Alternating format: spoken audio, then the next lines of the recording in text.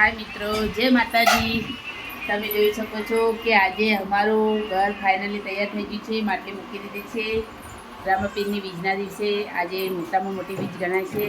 તો તમે જો આ છે અમારા મામાના છોકરોને, આ એમના પત્ની, અમારી પૂની, આ અમારી બબુ, આ મારો પાનો શુભલો, અહીંયા રસોડું બનાવ્યું છે તમે જોઈ શકો છો।